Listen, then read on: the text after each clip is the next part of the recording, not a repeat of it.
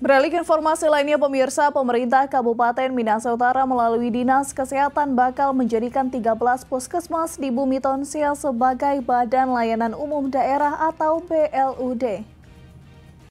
Guna memandirikan Pusat Kesehatan Masyarakat atau Puskesmas, Bupati Minahasa Utara Jono Ganda bersama Wakil Bupati Kevin Lotulung melalui Dinas Kesehatan akan menjadikan 13 puskesmas di Kabupaten Minahasa Utara sebagai Badan Layanan Umum Daerah atau BLUD.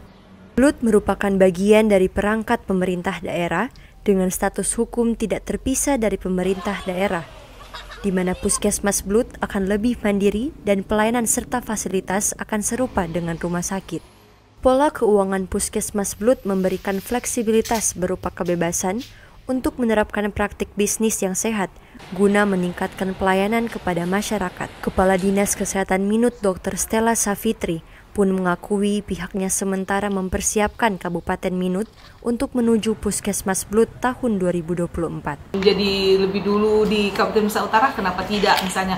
Tentunya hal ini bukan suatu hal yang mudah, harus diperlukan komitmen juga dari kepala-kepala puskes yang ada untuk bekerja maksimal. Karena apabila kita sudah mencapai itu ini adalah suatu prestasi juga, namun suatu tantangan yang harus menjadi tanggung jawab yang besar untuk mempertanggungjawab hal tersebut. Dan tentunya menjadi tidak jauh-jauh lagi harus ke rumah sakit jauh, agak jauh harus dirujuk, kita semua bisa dibuat semua di puskesmas, tentu itu yang diharapkan. Menjadikan puskesmas sebagai BLUD merupakan satu terobosan pemerintah daerah.